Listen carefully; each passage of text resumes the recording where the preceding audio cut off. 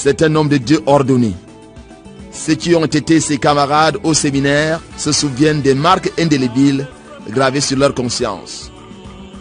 L'homme Bala est un garçon issu d'une famille de 3 enfants, orphelin de père. Moi, je n'ai pas connu son père. Quand j'entre au grand séminaire, c'est là que je vois sa mère. Je ne l'ai pas vu beaucoup de fois. Et il a perdu sa mère à peine étions-nous entrés au grand séminaire. Et je revois Monseigneur, le jeune Bala, en sanglots, vraiment en train d'épleurer. C'est aujourd'hui que je mesure la tristesse et la douleur qui l'accablait parce que il voyait partir tous les siens. Il est resté avec son frère et sa sœur, et son frère vient de partir il n'y a pas longtemps. Et c'est une maigre fratrie, et lui et moi nous la partageons parce que nous avions ce côté-là. C'est aussi un parent, je dois le dire, ça on n'a pas toujours évoqué ce côté. Ma mère était une étoudie et il est étoudie. Donc c'est mon oncle maternel, si je peux le révéler ici. L'homme Bala, c'est un garçon au séminaire, petit séminaire, d'une intelligence très fine, très fine. Et un homme de fermeté par rapport à son physique. Si vous y méprenez, vous allez vous trouver devant un fil de fer qui plie mais ne rompt pas. Et quand Bala a pris position, il est très difficile de le faire déchanter. C'est une intelligence en plus vive, qui va au fond des choses. C'est un homme très introverti et taciturne, il parle très peu. Et un homme de foi, un intellectuel affermi, qui peut-être ne publie pas, mais Bala est très bien formé.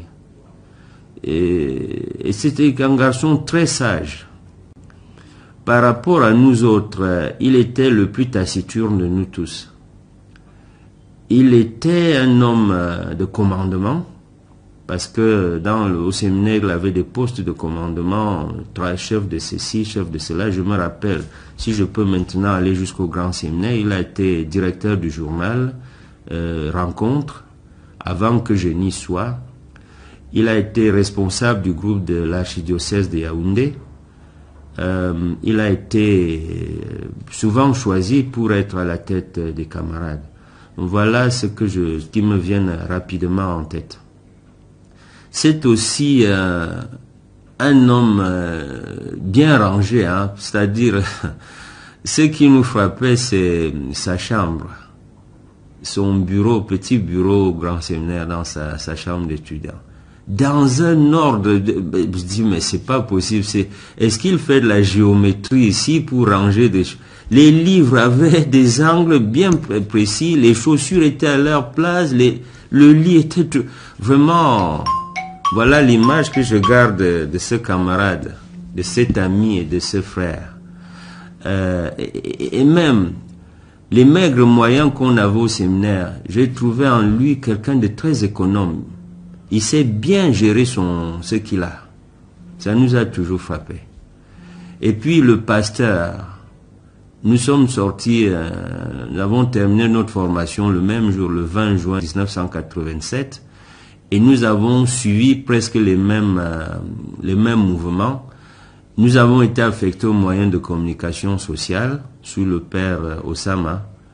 Et nous étions aussi vicaires. Nous avons été nommés curés fondateurs la même année. Et la Cité Verte, c'est qui est Monseigneur Bala, c'est lui qui a fondé la paroisse de la Cité Verte. Il y a laissé le souvenir d'un pasteur dévoué, un pasteur humble, un pasteur à l'écoute de tout le monde. Il a été coupe-monde et il a gardé cette proximité avec les petits-enfants. Il a été curé de Ndjomelen, ce qui est un prestige dans son parcours pastoral.